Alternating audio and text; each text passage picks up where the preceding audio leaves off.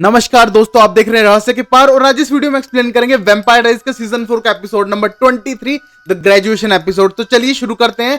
और शुरू करने से पहले प्लीज वीडियो को जरूर लाइक करें, चैनल को सब्सक्राइब करें और देखते रहे रहस्य के पार। और शुरू करते हैं 23 एपिसोड जो एक्स्ट्रा है सीजन 4 में and the last grand finale episode off season 4।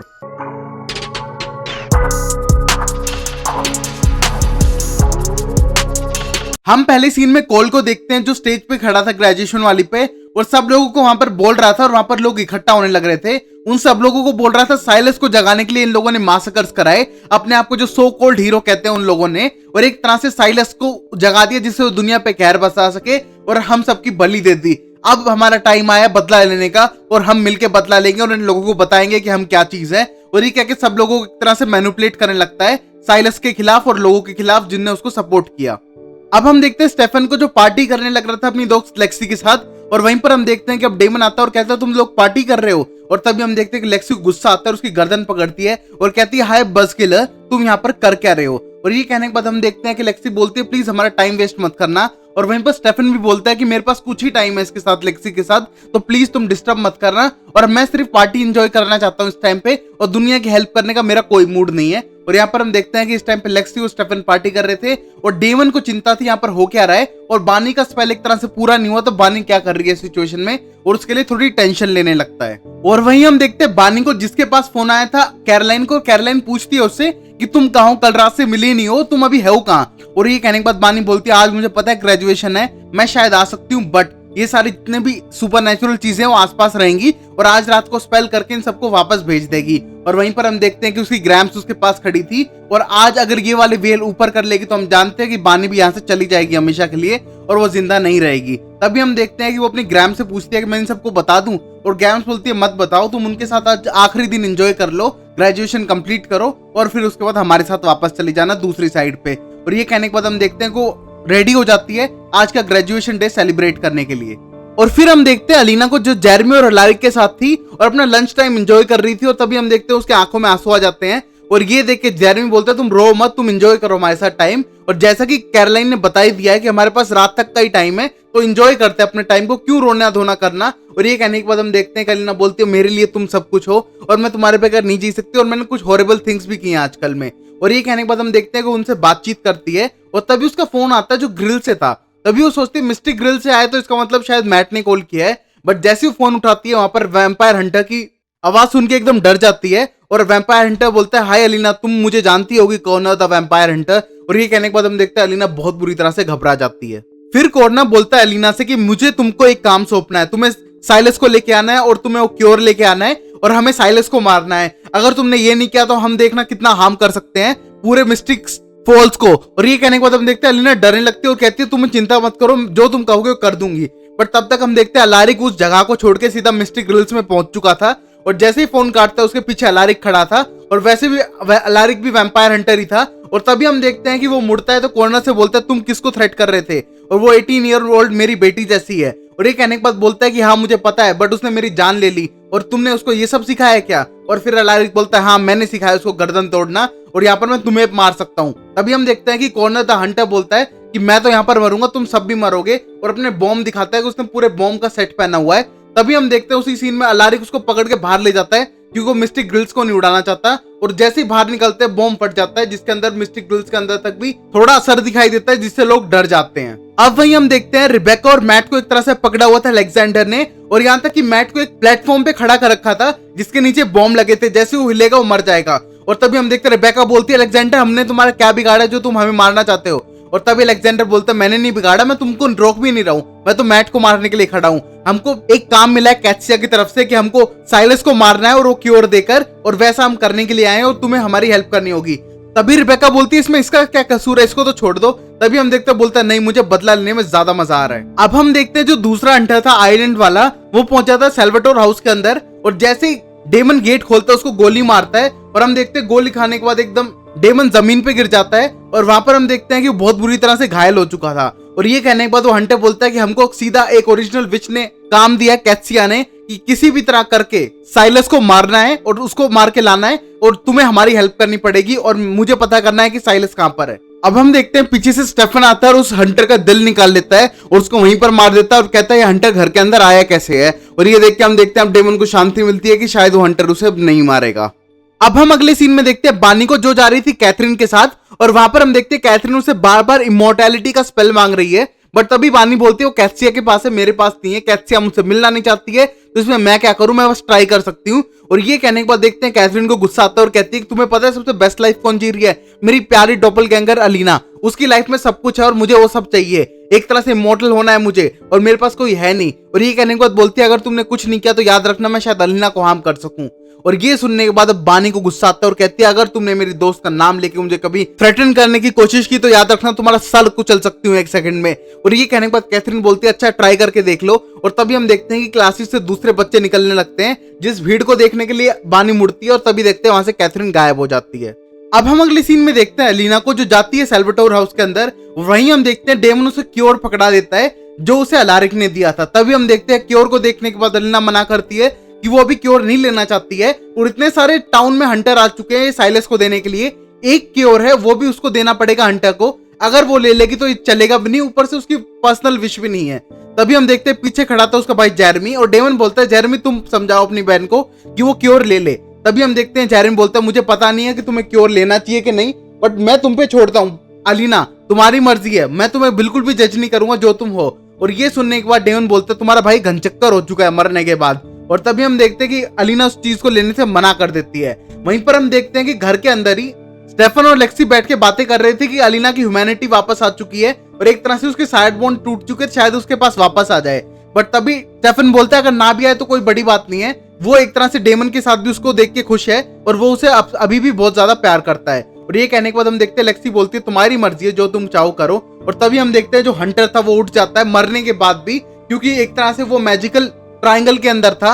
और तभी हम देखते हैं अलीना बार बार मना करती है कि वो एक क्योर नहीं लेना चाहती है। ऊपर से हम देखते हैं कि अब डेमन के कंधे पे एक तरह से जो चोट थी उसका घाव भर ही नहीं रहा था। ये अलीना देख के बोलती है हो क्या रहा है तुम्हारे कंधे पे और घाव क्यों नहीं भर रहा है। और तभी हम देखते हैं डेमन बताता है कि ये एक तरह के वुल्फ का वेनम है और जिसकी वजह से मैं मर सकता हूँ। और ये सुनने के बाद अलीना कहती है कि तुम ऐसा क्यों नहीं करते कि तुम इस क्योर को ले लो। और तभी हम देखते हैं कि डेमन बोलता है ये फालतू की बकवास मत करो, मेरे पास और भी ज्यादा प्लान है। तभी हम देखते हैं कि डेमन वहां से जाता है और वहीं पर अलीना कहती है कि मैं क्लाउस को बुला लूं। और ये कहने के बाद बोलता है क्लाउस में हमारी बिल्कुल भी हेल्प नहीं करेगा और वो यहाँ से 1000 किलोमीटर दूर है, वो बिल्कुल भी यहाँ नहीं आने वाला।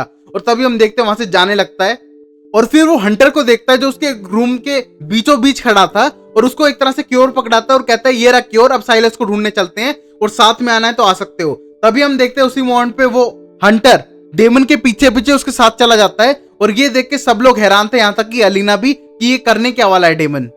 अब हम देखते हैं मैट और रिबेका को। हम देखते हैं कि मैट अभी भी उस प्लेटफॉर्म पे खड़ा है जिसको अलेक्जेंडर ने बनाया। तभी हम देखते हैं वो डरता है और कहता है कि शायद आज यहाँ मेरा अंत है। तभी हम देखते हैं रिबेका बोलती है नहीं, मैं तुम्हें ऐसे मरने नहीं दूंगी और तुम्हारे पास चांस है इस जिंदगी को जीने का। और ये कहने के बाद हम देखते हैं कि वो रिबेका से बोलता है कि कुछ नहीं होने वाला है और शायद मैं यहाँ पर मर जाऊं।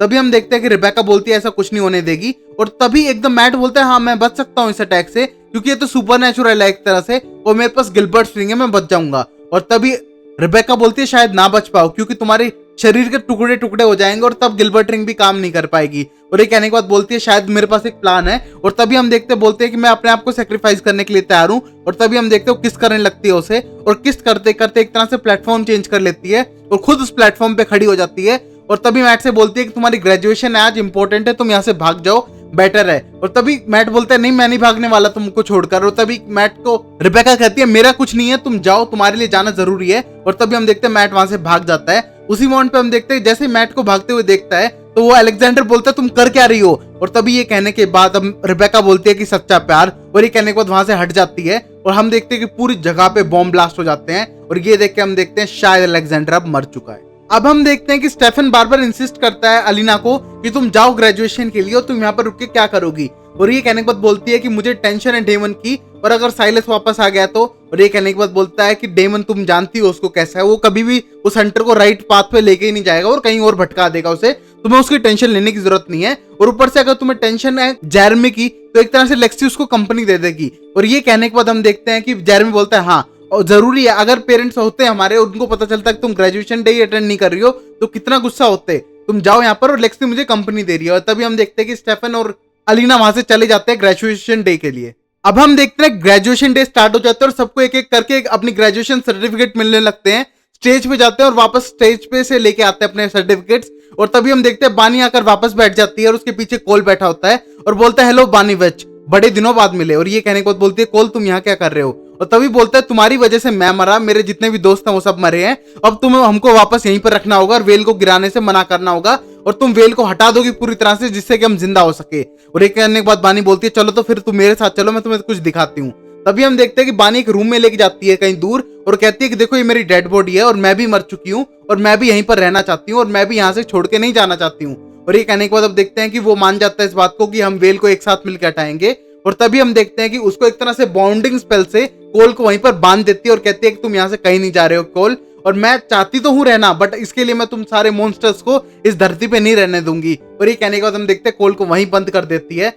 अब हम देखते हैं डेमन को जो उस हंटर को अपने साथ लेके जा रहा था एक पहाड़ी के ऊपर, और जहां से एक तरह से झरना बह रहा था और वहां पर एक बड़ा सा पानी का एक तरह से लेक बनी हुई थी। और वो देख के कहता है कि यहाँ पर हमने साइलस की बॉडी को डंप कर दिया है और तुम्हें इसके अंदर ही जाके देखना पड़ेगा कि साइलस की बॉडी है क्या नहीं। और ये कहने के बाद हंटर बोलता है ये क्या बात हुई, तुम्हें मुझे डायरेक्ट पोजीशन बतानी पड़ेगी कि तुमने उसे डाला कहाँ है। और ये कहने के बाद बोलता है भाई मैंने तो उसको यहाँ पर लाया, धक्का मार दिया और मैंने पता नहीं किया कि वो कहाँ पर जाके गिरा, बस नीचे जा चुका है। और ये देखने के बाद हम देखते हैं कि हंटर नीचे झुक के देखने लगता है बट गन एकदम डेमन की तरफ रखता है कि डेमन उसके पास ना आ जाए। तभी हम देखते हैं बोलते हैं शायद तुम झूठ तो नहीं बोल रहे हो। और ये कहने के बाद डेमन बोलता है नहीं मैं बिल्कुल भी झूठ नहीं बोल रहा हूँ, यहीं पर है। और तभी हम देखते हैं कि उसका घाव देखता है और घाव देखने के बाद वो हंटर बोलता है कि तुम्हारे घाव को क्या हुआ?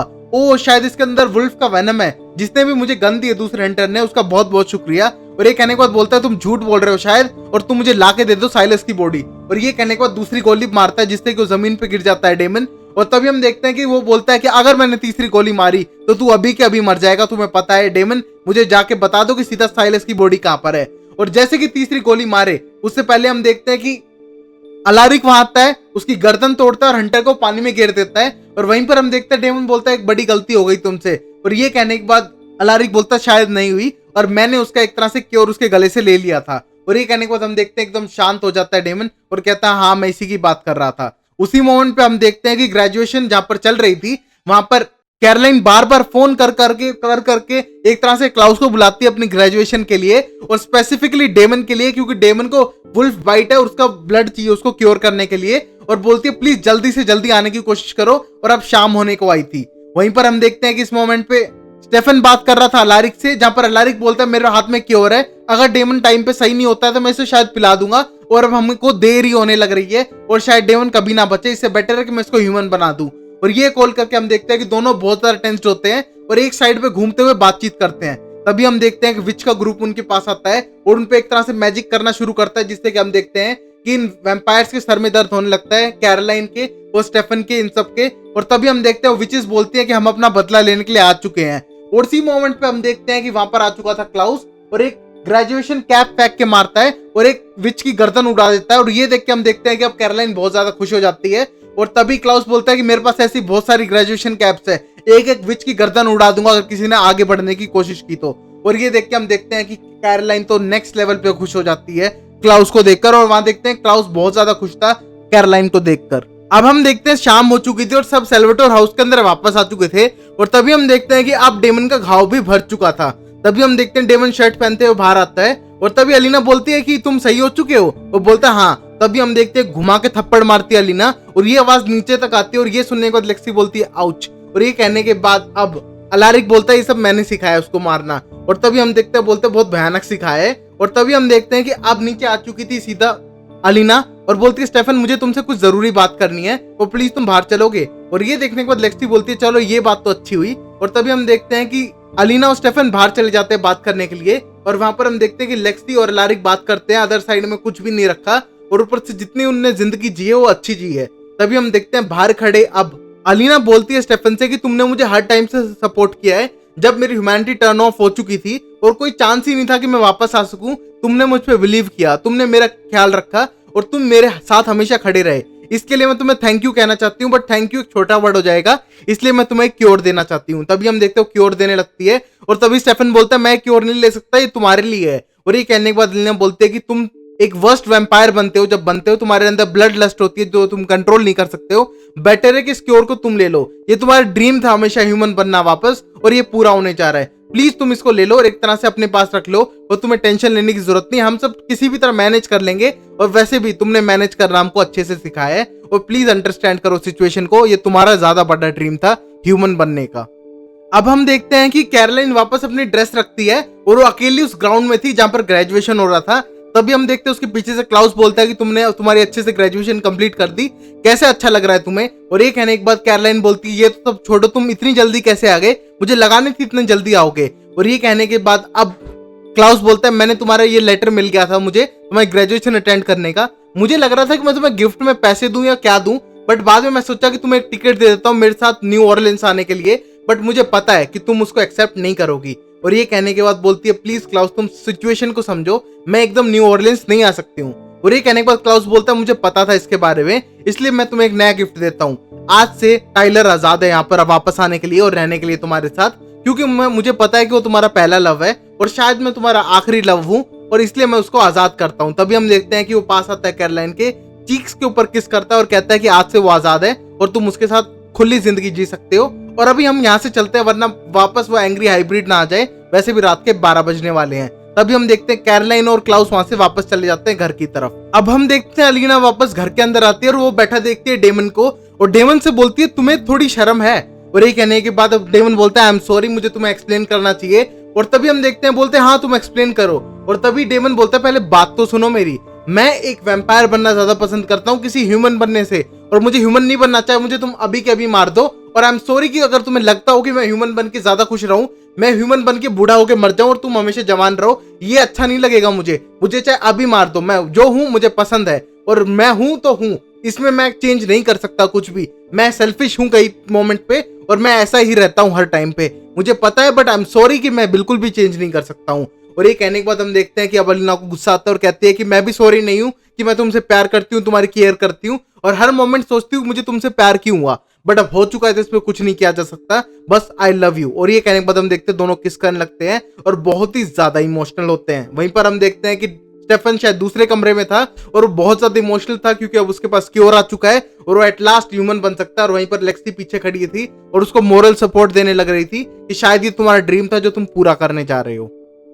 अब हम देखते हैं स्टेफन को जो रियल साइलस की बॉडी को पानी के अंदर डुबाने के लिए जा रहा था, और वहां पर हम देखते हैं कि डेमन आता है और कहता है साथ में भी चल सकता हूँ भाई। और एक कहने के बाद बोलता है नहीं तुम अलीना के साथ रहो इस मोमेंट पे और मैं एलेक्सी के साथ जा रहा हूँ, और बुरा मत फील करना कि मैं तुमको अलीना के साथ देख के प्रॉब्लम कर रहा हूँ, और डेमन तुम उसके साथ अच्छे लगते हो, तुम दोनों साथ रहोगे तो मुझे उससे कोई प्रॉब्लम नहीं है। तभी हम देखते हो लेक्सी के साथ उस डेड बॉडी को एक तरह से पानी के अंदर डुबाने के लिए चला जाता है। वहीं पर हम देखते हैं कि इस टाइम पे अलीना भी घर छोड़ के जा चुकी थी अपने भाई जेरेमी को आखिरी बार देखने के लिए, क्योंकि उसे लगता है कि आज रात के 12 बजे वो शायद यहाँ से चला जाएगा। वहीं पर हम देखते हैं कि इस मोमेंट पे जेरेमी था बानी के साथ और वहां पर वो गुफाओं में थे, और उस मोमेंट पे बानी बोलती है कि मुझे वेल उठानी पड़ेगी और अभी टाइम है कि मैं दोनों दुनियाओं को अलग कर दूं। और तभी हम देखते हैं वो अपना स्पेल चालू करती है और वहां पर बोलती है कि शायद हमारे कुछ आखिरी मिनट है एक साथ।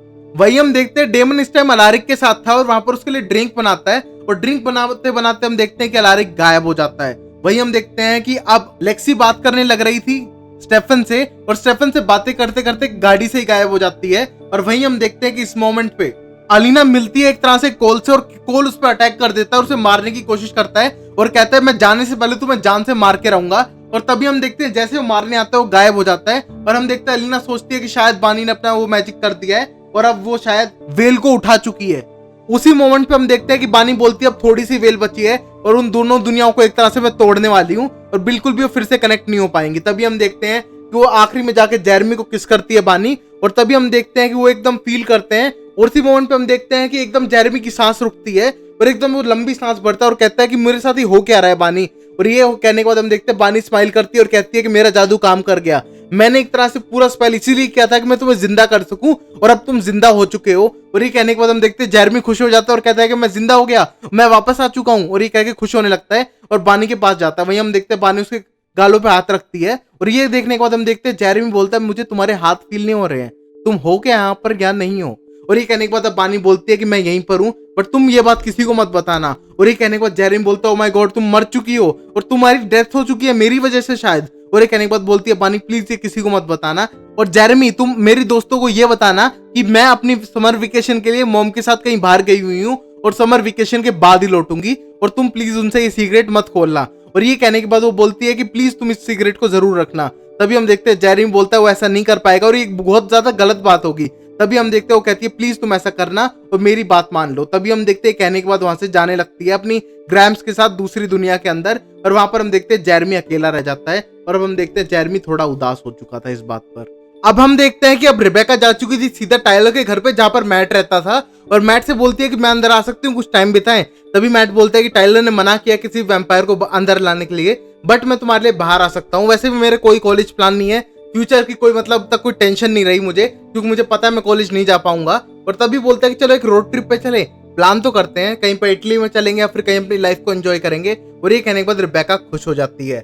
वहीं पर हम देखते हैं कि अब अलीना और कैथरीन की लड़ाई होने लग रही थी और वो दोनों स्कूल के अंदर थी। हम देखते हैं कि कैथरीन उस पर सारे आरोप लगाती है कि तुम्हारी वजह से मेरी जिंदगी खराब हो गई, ना मेरा कभी ग्रेजुएशन हुआ, ना मेरी कभी प्रॉम हुई, और सारी गलती तुम्हारी है, और ये ही तुम सबसे बड़ी मिस्टेक हो, तुम अच्छी नहीं हो अलीना, तुम सबसे बेकार हो। और ये कहने के बाद कैथरीन उसे मारना शुरू कर देती है। वहीं पर हम देखते हैं कि अलीना बोलती है मैंने ऐसा क्या कर दिया, तुमने तो मेरे भाई को मारने की कोशिश की थी। और ये कहने के बाद हम देखते हैं कि वो बोलती है हाँ तुम्हारे भाई को मारना ना वो मुझे सबसे ज्यादा अच्छा लगा। तभी हम देखते हैं दोनों के बीच में लड़ाई छिड़ जाती है। वहीं पर हम देखते हैं कि इस मोमेंट पे अलीना से ज्यादा पावरफुल थी कैथरीन, और उसे मारने के लिए तुल जाती है और उसको पटक पटक के मारती है, और एक बड़ी सी ब्रूम स्टिक लेती है जिसके ऊपर पूरी बड़ी लकड़ी थी, जिसको तोड़ के उसको स्टैब करने लगती है बार बार। और हम देखिए अलीना की तबीयत बहुत ज्यादा बिगड़ने लगती है, पूरा बॉडी से खून निकलने लगता है, और उसको गर्दन पे भी वो बड़ी सी लकड़ी से मारती है जिससे खून निकलता है। और तभी हम देखते हैं कि अलीना कुछ सेकंड्स के लिए बेहोश होती है, और हम देखते हैं एक फ्लैशबैक सीन में हम देखते हैं कि वो स्टेफन को क्योर दे रही है, बट स्टेफन उसे वापस करता है और कहता है कि तुम अपने पास रखो और हम इसके बारे में बाद में सोचेंगे। और तभी हम देखते हैं कि अलीना की अब वापस आंख खुलती है और उसको याद आता है कि क्योर उसी के पास रखा हुआ है। और तभी हम देखते हैं कि इसी मोमेंट पे कि कैथरीन उसका दिल निकालने वाली होती है अपने हाथ से उसके बॉडी के अंदर डाल के, और तभी हम देखते हैं अलीना वो क्योर लेती है और सीधा कैथरीन के मुंह में डाल के उसका मुंह दबा देती है, जिससे कि उसका पूरा मुंह क्योर से भर जाता है। और अब हम देखते हैं कि जो क्योर था वो किसी और ने नहीं, कैथरीन ने पूरा कंज्यूम कर लिया था।